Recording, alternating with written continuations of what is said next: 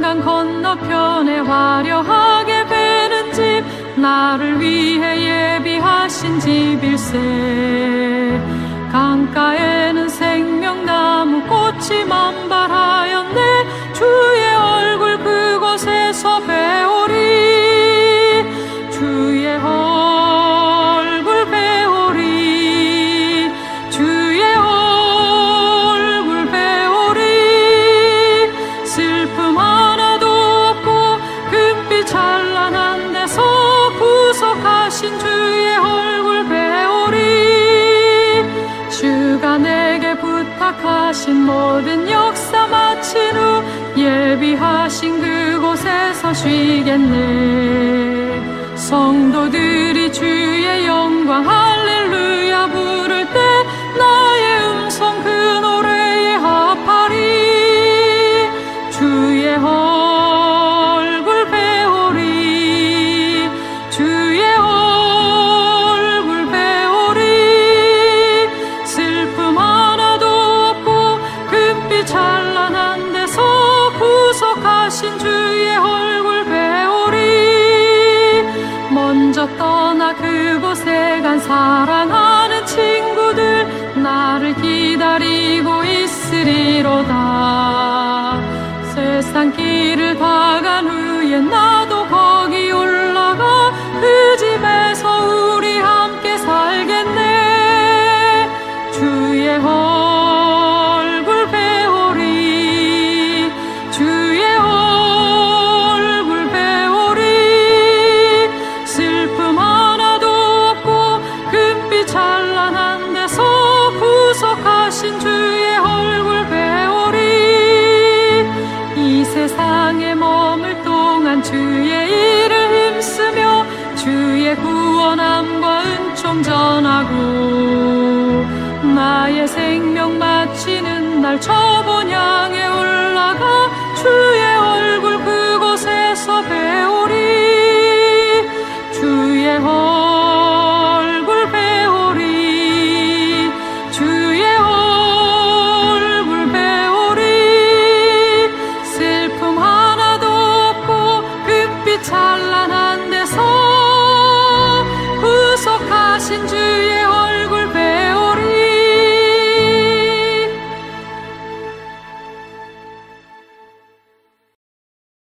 오늘은 8월의 셋째 주이죠. 8월 15일 광복절이기도 합니다. 오늘 하나님 말씀을 보시겠습니다. 오늘 하나님 말씀은 구약성경 느헤미야 1장을 보시겠습니다. 느헤미야 1장 1절부터 11절까지 봉독해 올리겠습니다. 느헤미야 1장 1절입니다. 하칼레의 아들 느헤미야의 말이라. 제20년 키슬루월에 내가 수상궁에 있을 때의 일이라.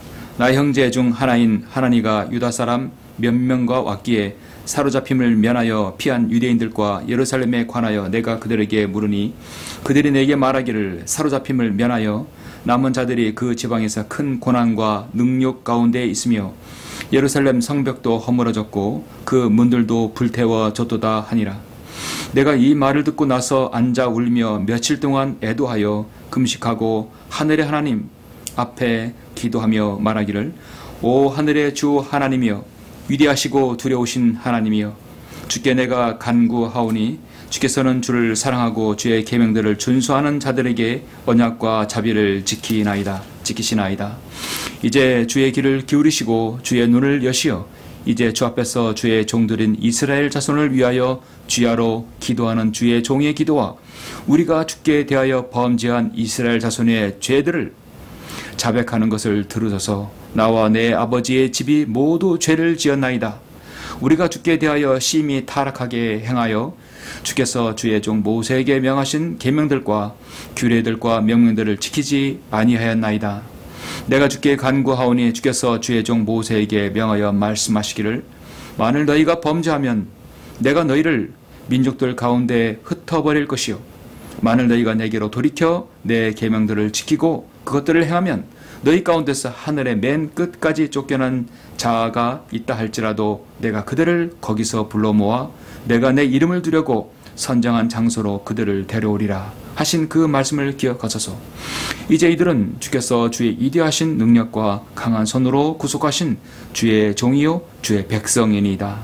오 주여, 내가 주께 간구하오니 주의 종의 기도와 주의 이름을 두려워하기를 열망하는 주의 종의 기도에 귀 기울여서서 내가 주께 기도하오니 오늘 주의 종으로 형통하게 하시어 이 사람의 목전에서 종에게 자비를 베푸소서 하였으니 이는 내가 왕의 잔 받쳐든 자였음이라.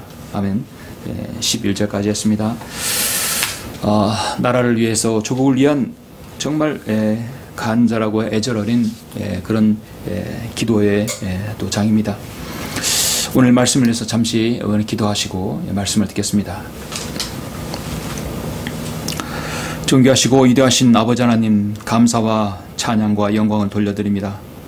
예수 그리스도의 위대한 구속사역을 통하여 그 보배로운 피로 구원받은 사랑하는 성도들, 주님께서 각양 각색 모양으로 영과 진리로 경배드리는 그 이 소중한 예배를 주님께서 함께해 주심을 감사합니다. 오늘은 8월 15일 이 나라 민족이 일제강점기에 억압받고 힘들었던 시기에서 벗어나 광복을 했던 그 날의 기념일입니다. 하나님께서 이 귀한 주일날 또 함께 해주시고 경배를 통해서 우리 그리스도인이 가져야 할 올바른 국가관이 무엇인지를 알고자 합니다. 이 말씀에 기름 부어주시고 어려운 시국에 나를 위해서 기도하는 귀한 시간 될 수 있도록 또 인도하여 주시옵소서. 이 말씀에 기름 부으셔서 우리 모두가 다시 한번 조국과 민족과 또 이 나라의 복음화와 또 아버지 하나님 저희들이 향하신 그 명령들을 잘 다시 한번 기억하는 시간 될 수 있도록 인도하여 주시옵소서. 주 예수 그리스도 이름으로 기도드렸습니다. 아멘. 오늘 말씀 제목은 특별한 제목입니다. 그리스도인의 국가관, 그리스도인의 국가관이라는 제목으로 설교를 하고자 합니다. 부제목으로는 경건한 애국자 니에미아를 보며라는 부제목을 달았습니다. 그리스도인의 국가관은 어떤 국가관을 가져야 할까요? 오늘은 8월 15일로 제76주년 광복절입니다. 광복절은 그 말 그대로 빛광에 되찾은 복에서 빛을 되찾는다는 의미죠. 한마디로 국권을 되찾았다는 뜻입니다. 국권을 영예롭게 회복한 날이기도 합니다. 1945년 8월 15일 음력으로 7월 8일 수요일이었습니다. 일본은 제국의 멸망으로 8월 15일 광복을 맞아 이 한반도가 일제에서 독립하여 국권을 회복한 것을 기념하는 해방 및 정부 수립 건국 기념일이자 또 대한민국의 법정 공휴일입니다. 광복절은 1949년 10월 1일 국경일에 관한 법률이 제정되어서 국경일로 지정되었습니다. 3.1절과 제헌절과 개천절과 한글날, 우리나라 대한민국 5대 국경일 중에 하나입니다. 사람은 태어날 때부터 흔히 말하는 운명적인 것이 있습니다. 국가나 부모나 성별 등 이것들은 내가 선택한 것이 아닙니다. 사실 하나님의 선택이고 섭리적인 법칙의 결과입니다. 우리는 그것에 대해서 불평할 수 없습니다. 내가 왜 남자로 태어났지? 내가 왜 여자로 태어났지? 하면서 남자에서 여자로, 여자에서 남자로 바꾸는 것은 하나님께서 그 사람에게 주신 그 본성을 인간이 거역하는 것입니다. 우리는 주 예수 그리스도의 보혈로 구원받은 그리스도인입니다. 그리스도인에게는 하나님의 은혜로 구원받은 것을 생각할 때 사실 국경은 없습니다. 이 세상의 모든 나라의 그리스도인은 예수 그리스도의 보혈로 맺은 한 형제와 자매와 같습니다. 다만 다 같은 영적인 하나님 나라의 백성입니다.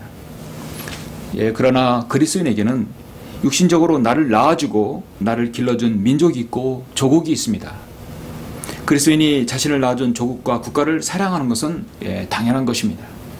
국가와 조국이 있기 때문에 여러분이 존재하고 또 여러분이 이 땅에서 자유를 누릴 수 있는 것입니다. 우리 모든 인생은 다양한 선택이 있습니다. 매 순간마다 우리는 선택을 하며 삽니다. 어떤 선택을 하냐에 따라서 운명이 바뀌기도 합니다. 잘못된 선택으로 인해서 실패를 하고 성공도 합니다. 또 여러분은 어떤 선택, 바로 예수 그리스도를 구주로 고백하느냐, 그렇지 않느냐에 따라서 생명과 영원한 생명과 죽음과 심판과 지옥을 또 갈림길에 서게 됩니다. 행복과 불행과 성공과 실패는 모두 다 여러분의 선택에 달려 있습니다.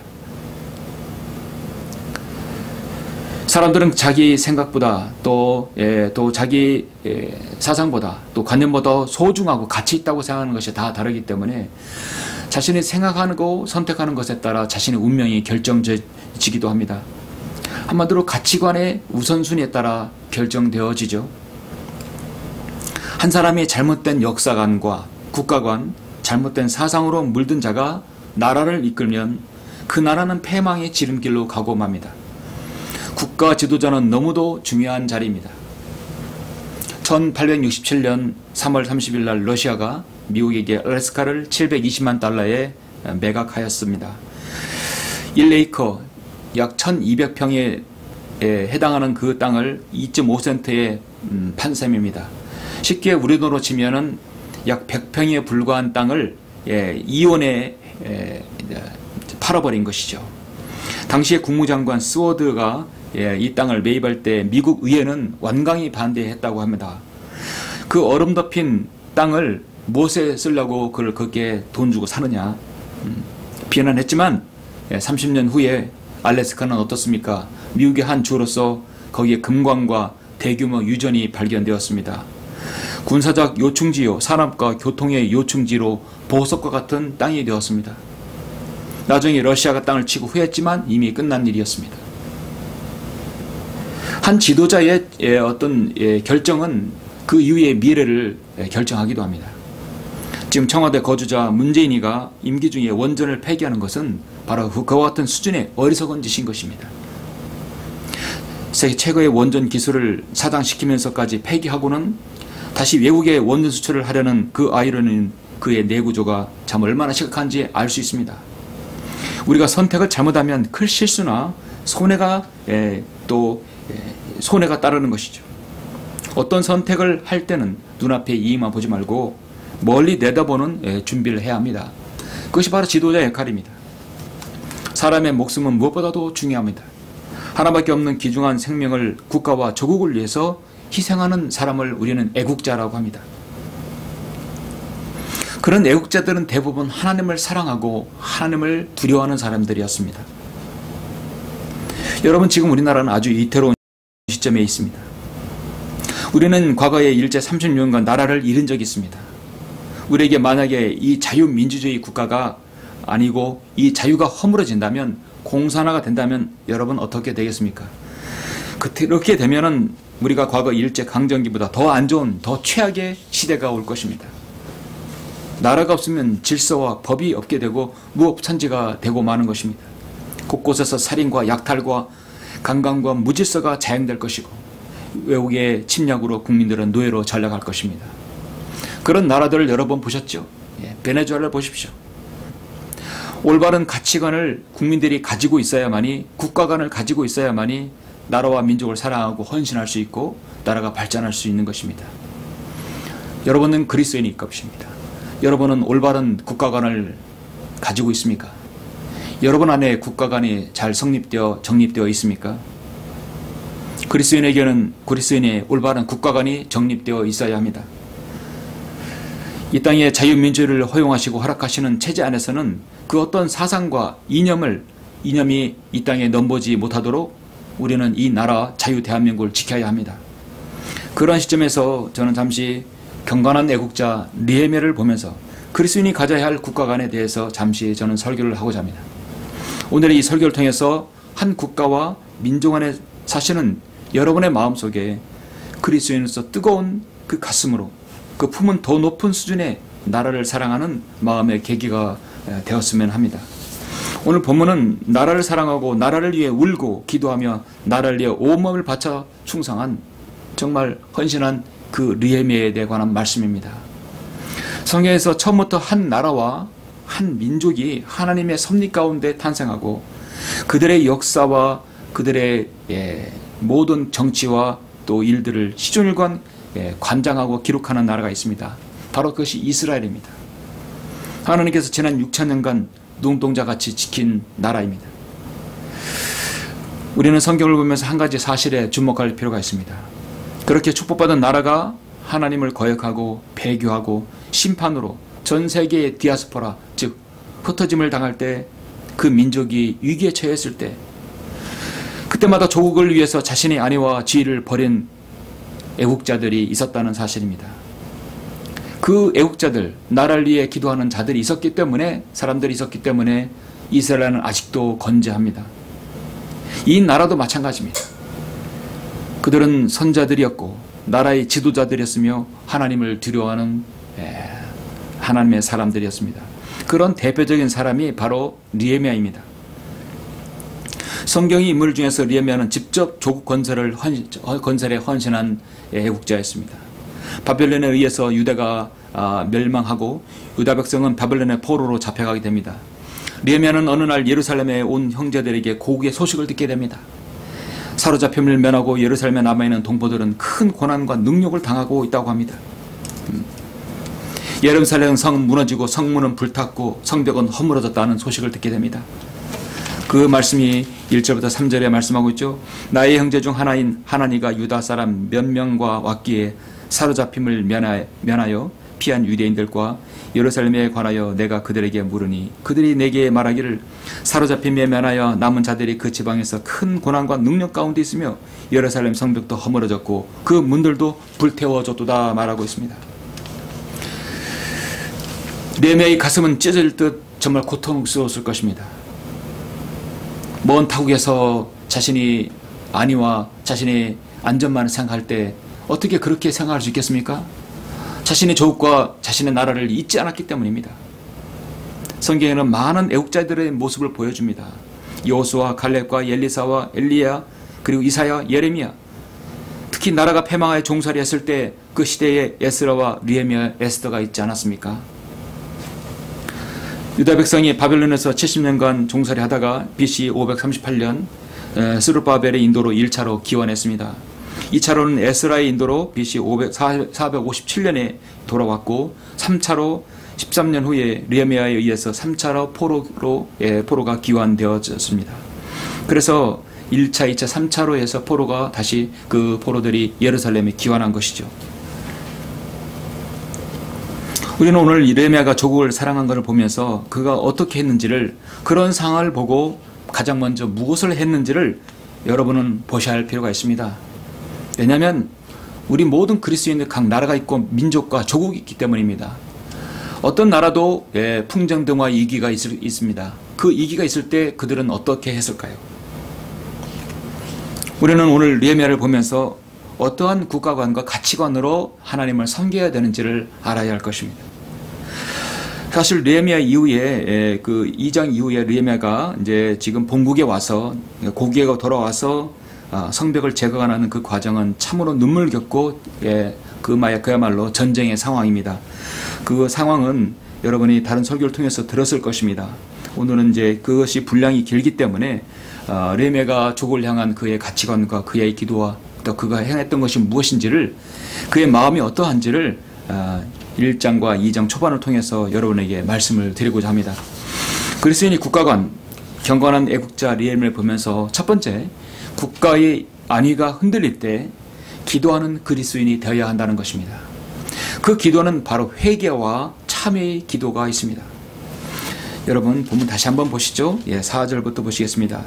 내가 이 말을 듣고 나서 앉아 울며 며칠 동안 애도하여 금식하고 하늘의 하나님 앞에 기도하며 말하기를, 자신의 그 고국의 사람들이 고난과 능력 가운데서 성벽 가운데 허물어진 것을 볼 때 느헤미야의 마음은 어떠했습니까?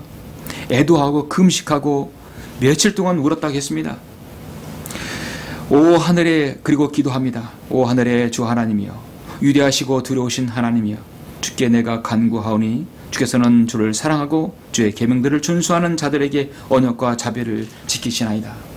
이제 주의 귀를 기울이시고 주의 눈을 여시어 이제 주 앞에서 주의 종들인 이스라엘 자손을 위하여 취하로 기도하는 주의 종의 기도와 우리가 주에 대하여 범죄한 이스라엘 자손의 죄를 자백하는 것을 들으소서.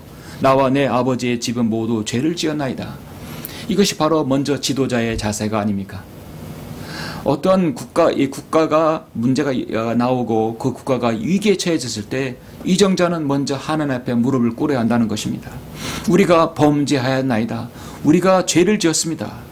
자백하는 것, 통회하고 하나님께 돌아오는 것, 바로 하나님 앞에 서는 것이 너무도 중요합니다. 7절에서 우리가 주께 대하여 심히 타락하게 행하여 주께서 주의 종 모세에게 명하신 계명들과 규례들과 명령들을 지키지 아니하였나이다. 이 나라가 이따가 말씀드리겠지만 이렇게 어려움에 처해 있는 것은 여러분 정치 지도자들 때문이 아닙니다. 사실은 근본적으로 이 나라의 교계 지도자들 때문인 것입니다. 교계 지도자들이 올바로 성경대로 사역을 행하고 목회를 하고 설교를 하고 성경을 가르쳤더라면 사람들이 그렇게 잘못된 사상에 빠지지 않았을 것입니다. 그거를 먼저 이 나라 교계 지도자들은 먼저 회개해야 합니다. 내가 주께 간구하오니 주께서 주의 종 모세에게 명하여 말씀하시기를 만일 너희가 범죄하면 내가 너희를 민족들 가운데서 흩어버릴 것이요. 디아스포라를 시킨다는 것이죠. 만일 너희가 내게로 돌이켜 내 계명을 지키고 그것을 행하면 너희 가운데 하늘의 맨 끝까지 쫓겨난 자가 있다 할지라도 내가 그들을 거기서 불러 모아 내가 내 이름을 두려고 선정한 장소로 그들을 데려오리라. 이제 주님께 재림하시면 다시 그렇게 하시겠죠. 이제 이들은 주께서 주의 이대하신 능력과 강한 손으로 구속하신 주의 종이요 주의 백성이니이다. 오 주여, 내가 주께 간구하오니 주의 종의 기도와 주의 이름으로 두려워하시기를 하기를 열망하는 주의 종의 기도에 이제 귀 기울이소서. 내가 주께 기도하오니 오늘 주의 종으로 형통하게 하시어 이 사람의 목전에서 종에게 자비를 베푸소서 하였으니 이는 내가 왕의 잠받은 자였음이라. 그는 왕의 잠받은 자로서 아주 총애와 신임을 받던 자였습니다. 받은 느헤미야였습니다.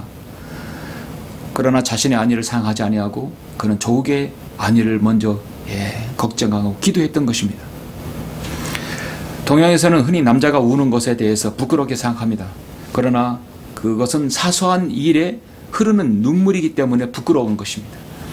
민족의 불행과 독립에 대한 비통함, 눈물이 없이는 참 애국자가 될 수 없습니다. 애국자의 눈물은 수심과 근심의 일시적인 눈물이 아닙니다. 이거는 나라를 사랑하는 눈물입니다. 느헤미야가 얼마나 울었으면 왕이 못 알아볼 정도로, 왕이 알아보고 안부를 물어볼 정도였겠습니까?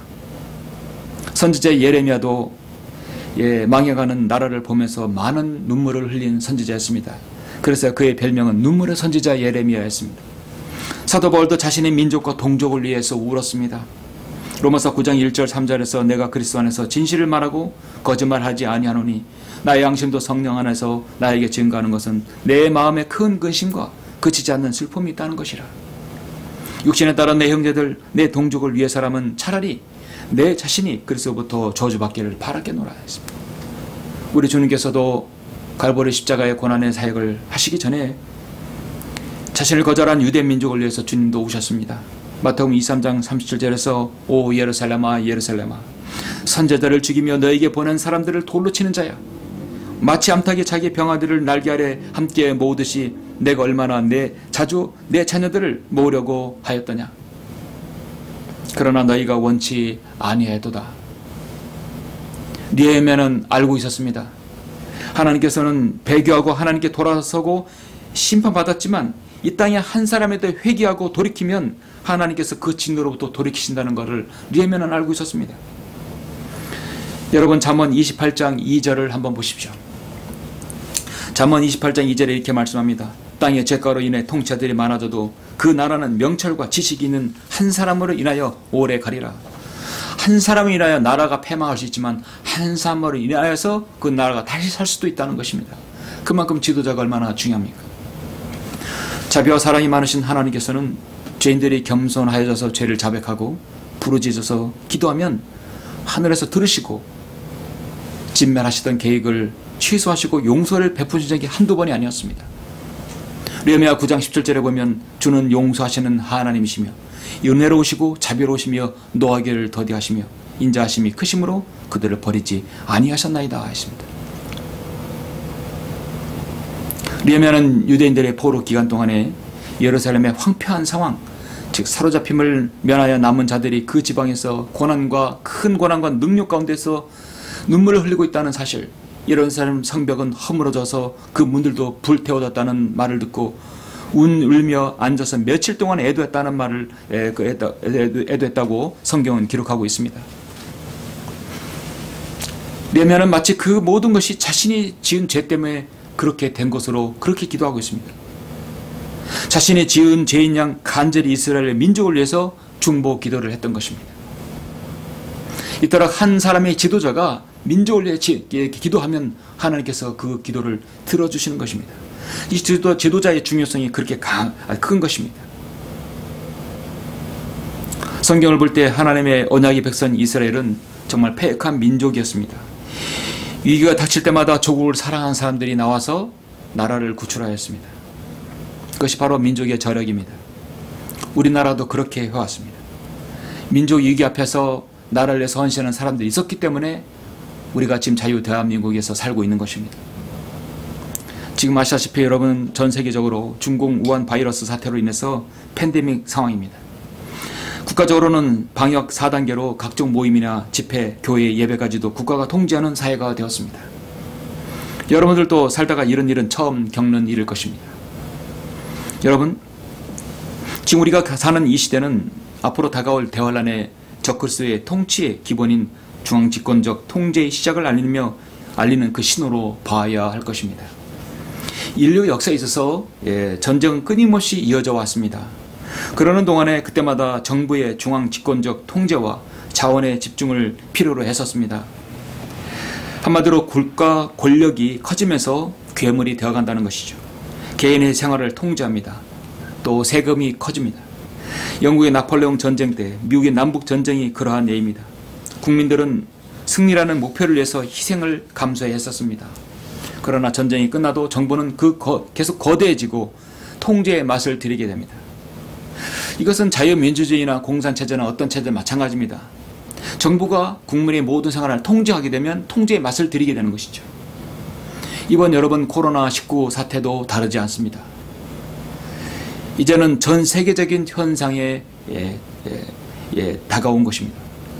바이러스와의 전쟁이라는 미명하에 셧다운으로 무너지는 경제를 일으키는 일, 또 언제 닥칠지 모르는 그 감염병에 대비하는 일까지 이제 국가가 개인과 사회에 개입하는 것입니다. 이것이 자연스러운 현상이 되어버렸습니다. 이것이 앞으로 다가올 빅브라더 체계, 일명 감시와 통제의 체계입니다. 앞으로 우리 모든 그리스도인이 휴거된 이후에 이제 이 땅에 있게 될 대환란 때 적그리스도가 그러한 모든 체계를 그대로 적용할 것입니다.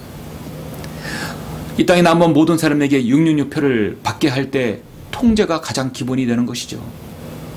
그런 모든 MOS를 지금 다 시도하는 것입니다. 그리고 구원받지 않는 모든 사람의 데이터는 다 저장되어 있을 것입니다. 어떻게 보면 지금 팬데믹은 대환란 때의 예행 연습이라는 생각이 듭니다. 코로나19로 인해서 우리의 생활의 일상 구석구석까지 침투한 국가가 괴물로 변한 것입니다. 이 시점에서 그리스도인이 세상을 바라보는 시각은 더 넓고 더 높게 봐야 합니다. 그런데 여러분 주목해야 할 사실은 그러한 통제에 대해서 눈을 뜨는 나라들이 하나둘씩 생겨나고 있다는 것입니다. 지금 남미의 일부 국가들이나 영국과 싱가포르 등 나라들에서는 이제 코로나 바이러스 19는 독감처럼 공존화 체제로 전환해야 한다는 것입니다. 코로나 확진자 수를 날마다 발표해서 공포 분위기를 조성하는 것은 국민에게 불안감을 조성하는 것이다 해서 확진자 수를 아예 발표를 하지 않습니다. 최근 우리나라 여론조사에서도 그렇게 생각하는 국민들이 많아지고 있습니다. 너무나 지쳐있고 질리는 것입니다. 저 또한 그렇게 해야 한다고 봅니다. 정부는 중대본은 이 날마다 확진자 수만 발표합니다. 그러나 몇 명을 검사해서 몇 명이 확진됐다는 그 확진율, 그리고 몇 명이 확진되어서 몇 명이 죽었다는 치사율은 전혀 보도하지 않습니다. 지금 코로나 확진율은 거의 1%에 가지고 있습니다. 치사율도 40대 전후가 1% 미만을 기록하고 있습니다. 물론 7, 80대는 치사율이 좀 높지요. 그러나 대다수의 국민들은 치사율의 1%를 가지고 있는 것입니다. 한마디로 코로나 바이러스는 감기와 독감으로 죽는 숫자나 치사율보다 훨씬 낮은 기록을 가지고 있습니다. 우리나라의 이러한 K 방역으로 인해서 문재인 정부는 더욱더 통제를 하고 있는 것입니다. 문재인은 코로나가 참으로 고마울 따름일 것이에요. 미국의 국부 벤자민 프랭클린은 순간은 안전을 위해 근본적인 자유를 포기하는 자는 순간의 안전을 위해서 근본적인 자유를 포기하는 자는 그 자유도 안전도 보장받을 자격이 없다고 했습니다. 이 나라를 위해 기도하는 그리스도인은 이 말을 잘 새겨들어야 할 필요가 분명히 있습니다. 느헤미야는 조국을 위해서 나와 나의 아비 집 죄를 위해서 민족의 죄를 위해서 자신이 자백하였고 통회하며 기도했습니다. 그렇습니다. 그리스도인은 기도가 필요합니다. 이 나라의 이 어려운 시국은 그리스도인이 먼저 자백하고 돌이킴이 필요합니다. 다니엘은 예루살렘을 향하여 하루에 3번 창문을 열고 기도했습니다. 모세도 기도했습니다. 사무엘은 기도를 쉬는 것이 죄라고 했고 평생 기도의 사명을 감당했습니다. 유대인 애국자들은 모두 기도의 사람들이었습니다. 나라와 민족을 위해 기도하는 것입니다. 그리스도인은 올바른 국가가 이익에 처했을 때 먼저 기도하는 것입니다. 먼저 이 교계의 지도자들이 먼저 기도해야 할 것입니다. 무기를 믿는 나라는 망해도 기도하는 나라는 망하지 않습니다. 강대국을 믿는 나라는 망해도 하나님을 믿는 나라는 망하지 않습니다. 그리스도인이 국가 간 경건한 애국자 느헤미야를 보면서 우리는 두 번째 무엇을 배워야 하는가? 국가가 위기에 처했을 때 자신이 이치해서 해야 할 일을 하는 것입니다. 느헤미야 2장 1절로 5절 계속해서 보시겠습니다. 악타세르세스 왕 제20년 니산월의 일이라. 포도주가 그의 앞에 있어 내가 그 포도주를 들어 왕에게 주었는데 자네는 내가 그의 면전에서 슬퍼하지 아니하였으므로 왕이 내게 말하기를 내게 병이 없는 줄 아는데 어찌하여 내 용모가 슬프냐. 이것은 다름이 아니라 마음의 병이라 하더라. 그러자 내가 심히 무서워하여 왕에게 말하기를. 느헤미야는 얼마나 또 훌륭하게 그 어떤 통치와 또 정치적으로 또 훌륭하게 일을 잘 수반했기 때문에 악타세르세스 왕의 신임을 얻었던 것입니다.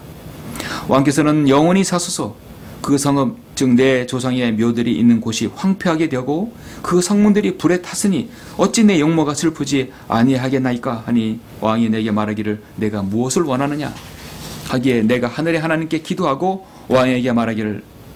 느헤미야는 기도가 응답되었습니다. 왕이 내가 무엇을 원하느냐. 느헤미야가 원하는 것은 그것이었습니다. 왕께서 기뻐하시고 왕의 목전에 은총을 입었다면 나를 유다 즉 나의 조상들의 묘들에 있는 성읍으로 보내시어 나로 그 성읍을 재건하게 하소서. 성벽을 재건하게 한다는 것입니다. 내가 여기서 편안하게 안위를 누리는 것이 아니라 내가 직접 몸소 가서 성벽을 재건하겠습니다. 나를 보내주십시오. 그 원함이 이제 들어졌죠. 그래서 느헤미야는 고국으로 돌아가서 성벽을 완벽하게 재건했던 것입니다.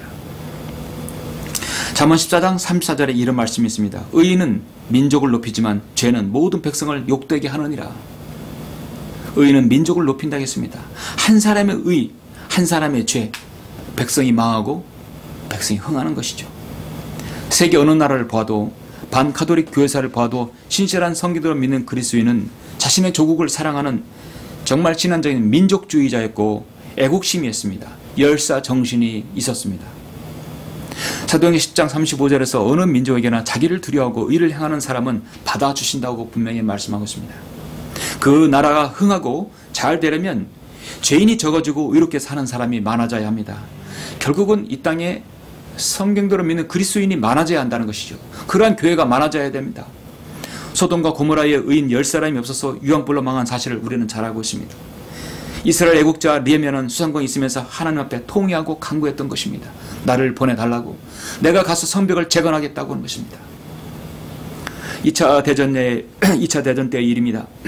독일의 공습으로 인해서 런던은 밤낮으로 포탄이 쏘나기처럼 쏟아졌습니다.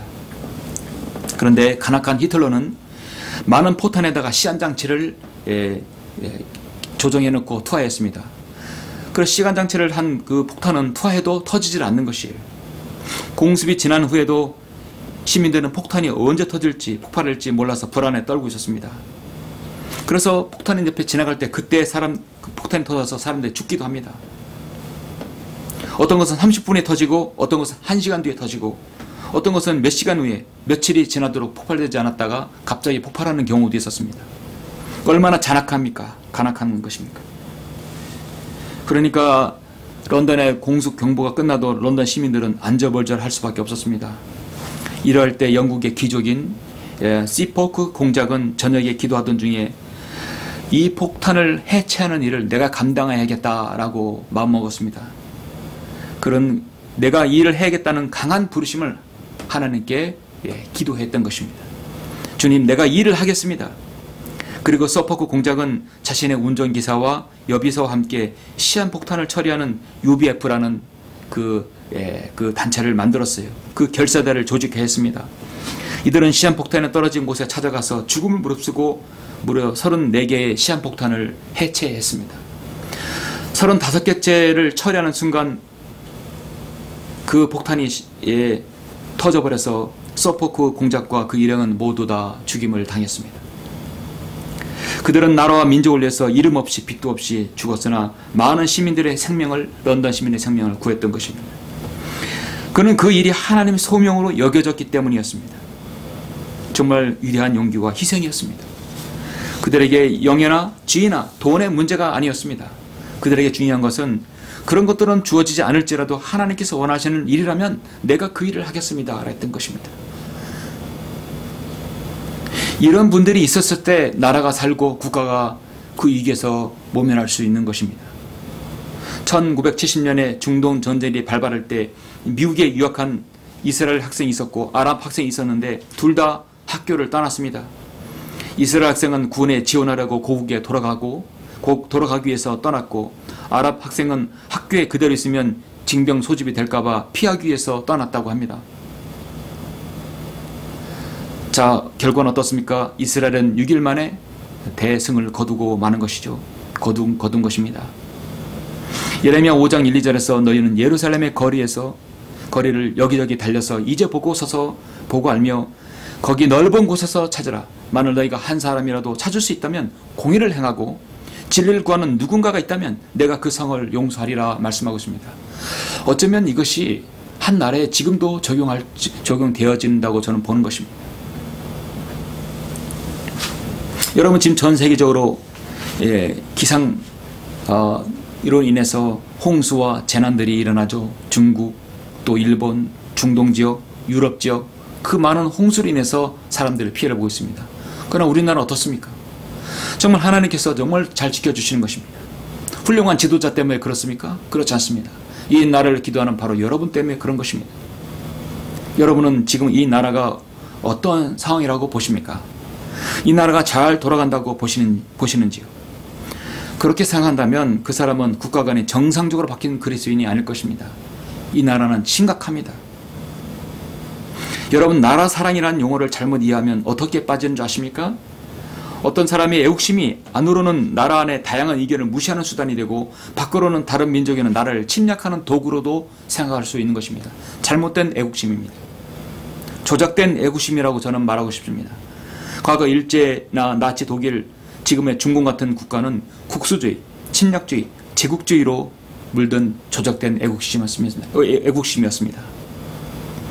참된 애국심은 가족사랑과 향토사랑, 국가사랑, 그리고 하나님을 사랑함으로 나타납니다. 그래서 평화를 추구하는 삶을 삽니다. 다만 애국심을 지닌 사람들은 침략자에 대하여서는 생명과 행복을 지키기 위해 자발적으로 단결하고 엄연히 자신의 조국을 지키기 위해서라면 총과 칼을 기꺼이 들 수 있는 사람이 바로 그리스도인입니다. 여호와 증인은 절대 그래서 칼과 총을 들지 않죠. 그러나 그리스도인은 듭니다. 자신의 조국을 지켜서라면 칼과 총을 들 수 있는 것이 그리스도인입니다. 그리스도인은 국가와 나라와 민족을 생각할 줄 알아야 하며 시대를 통해 역사를 볼 수 있어야 됩니다. 현 시대 상황을 볼 수 있어야 합니다. 진정으로 나라를 위해 기도하고 민족의 안녕과 번영을 위해 기도하는 사람들은 요즘에 이 시국을 정말 중대한 위기라고 봅니다. 여러분은 신문을 들어도 뉴스를 들어도 세상이 어떻게 돌아가는지 가만히 지켜보면 혼란 그 자체입니다. 경제적 지표는 끝없는 추락을 이룹니다. 문재인 정부 들어서 주사파 무리들이 정권을 잡은 상태에서 가계부채가 얼마나 증가했습니까? 1000조가 넘습니다. 정치인들의 부패와 도덕적 타락과 공교육이 붕괴됩니다. OECD 국가 중에 부동의 자살률 1위를 국가를 기록하고 있습니다.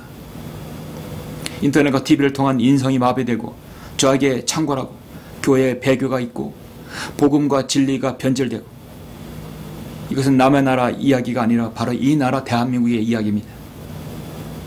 문재인이 집권 5년째 맞아서 이 나라가 어떻게 망가졌습니까?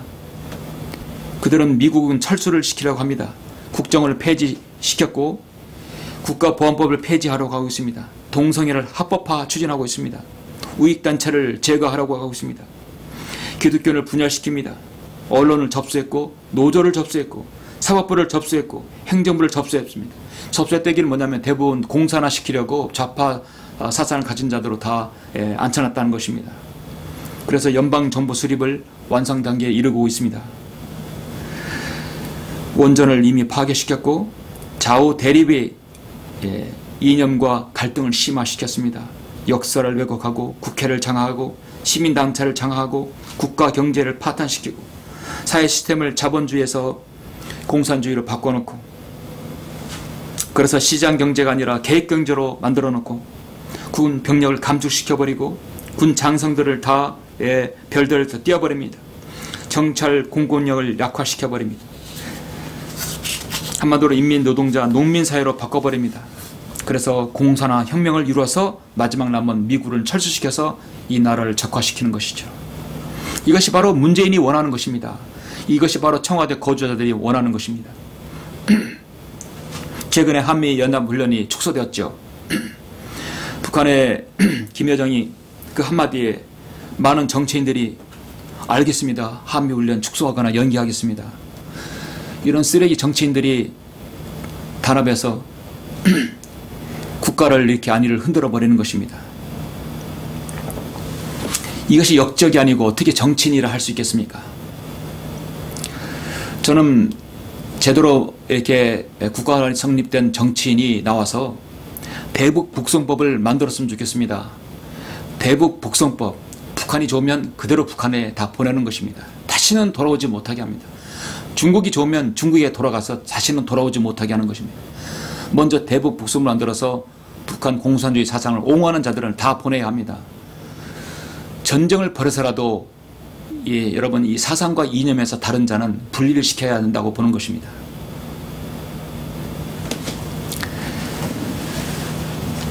이제 내년엔 대통령 선거를 하게 되죠. 저마다 하나님을 두려워하지 않는 사람들이 다 나와서 이 난국을 타개할 사람은 바로 나라고 말하고 있는 것입니다. 정말 어려운 때입니다.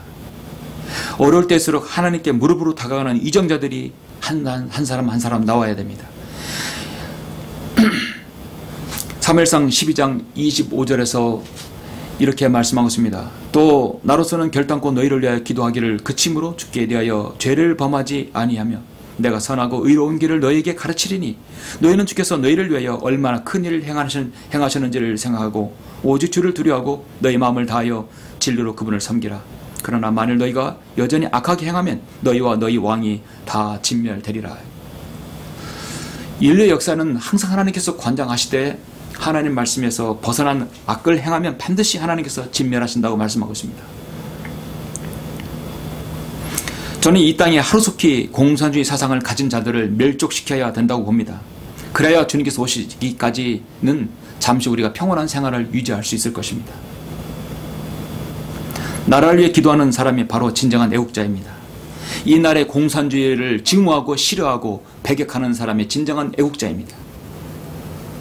나라를 잃거나 쇠해지면 모두가 비참해집니다. 그렇게 되지 않도록 나라를 지키고 살리려는 마음이 애국심입니다. 그 애국심을 거창한 것에 있지 않습니다. 작은 것에서 시작됩니다. 로마서 13장 1, 2절에서 이렇게 말씀합니다. 각 사람은 위에 있는 권세자들에게 복종하라. 하나님께로부터 나오지 않는 권세는 없나니 모든 권세는 하나님께서 정하신 것이라. 그러므로 누구든지 권세자에게 거역하는 자는 하나님의 윤례를 거역함이라 했습니다. 부정으로 선거에 당선한 대통령이 어떻게 권세자입니까? 저는 이 나라 권세자라고 생각하지 않습니다. 댓글을 만들어서 조작해서 대통령이 된 사람을 어떻게 정상적인 대통령이라 할 수 있겠습니까?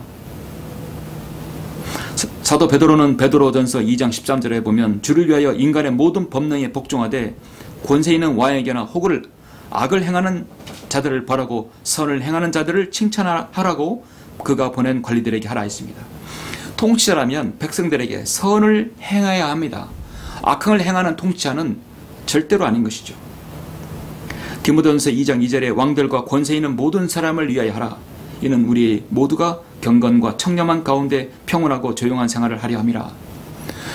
그래도 법적으로 내년 5월까지는 대통령 임기가 있기 때문에 하겠죠. 그러나 다시는 문재인 같은 자들이 청와대에 들어가지 말아야 합니다.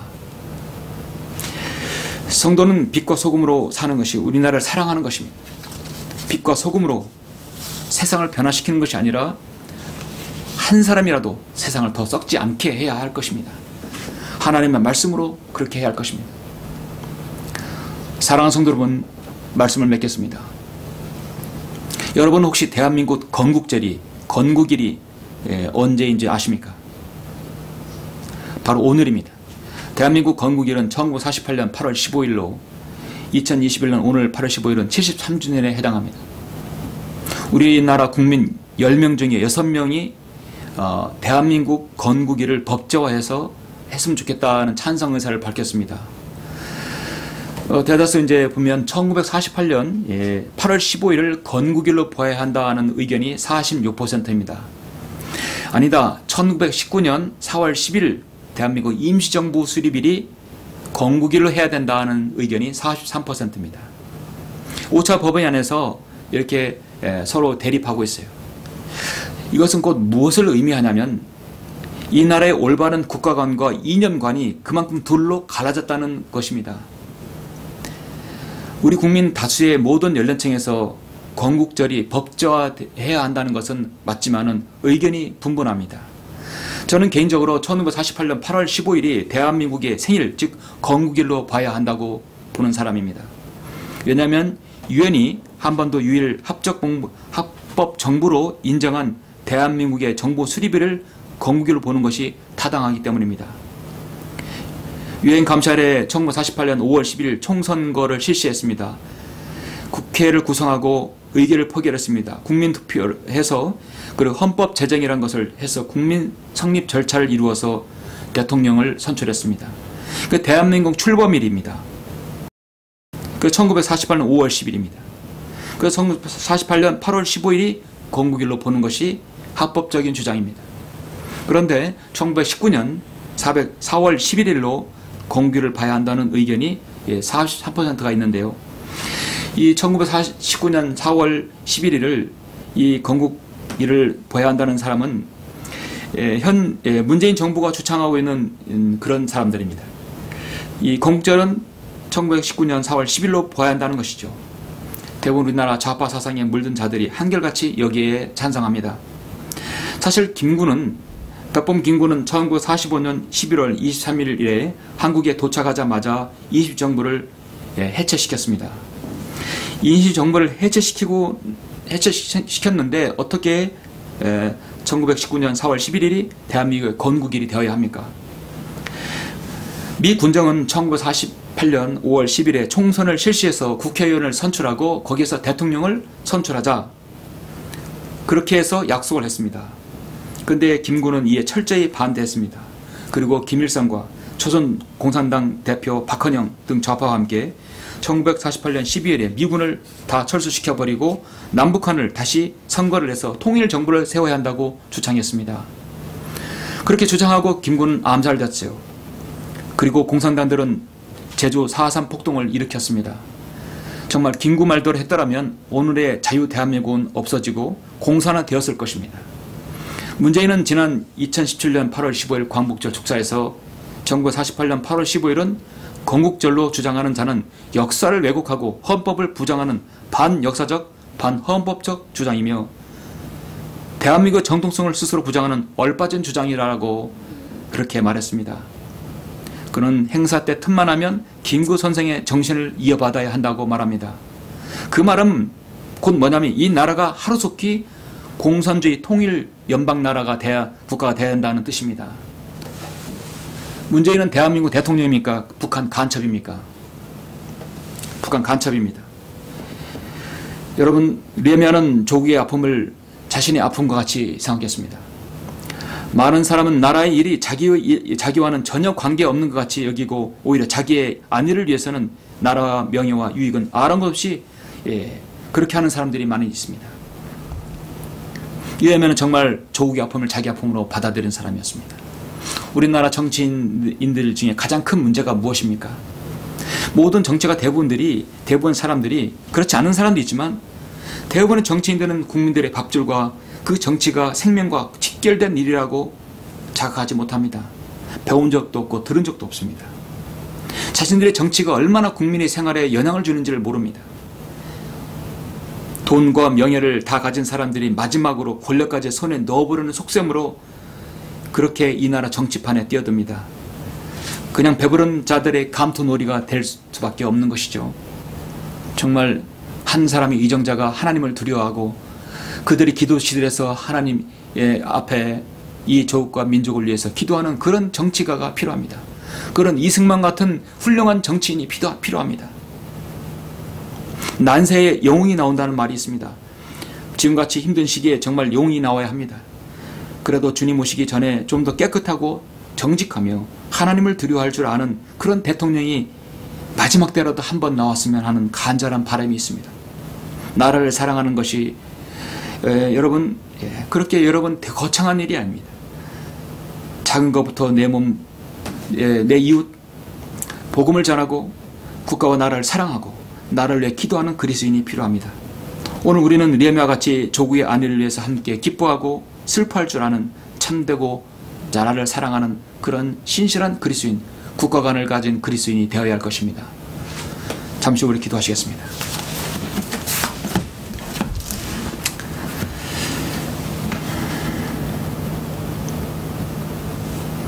위대하신 아버지 하나님, 감사를 드립니다. 오늘 저는 리에미야 1장을 통하여서 그리스도인이 가져야 할 올바른 국가관에 대해서 설교하였습니다. 우리는 국가와 민족이 있기 때문에 우리가 이곳에 존재하며 자유를 누리고 있습니다. 하나님께서 허용하신 자유민주주의 체제 안에서의 이 자유는 너무도 중요합니다. 하나님께 경배드릴 수 있는 특권이 있고 그 자유가 있는 것입니다. 아버지 하나님, 이 어려운 시대에 살고 있는 모든 성도들이 그 참 자유를 맛보고 하나님께 기도하고 또 나라를 위해 기도하며 헌신하는 정말 애국자 그리스도인들이 다 될 수 있도록 인도하여 주옵소서. 다시 한번 국가가 얼마나 소중한지 알 수 있는 좋은 계기가 될 수 있도록 인도하여 주시길 원합니다. 주 예수 그리스도 이름으로 기도드렸습니다. 아멘.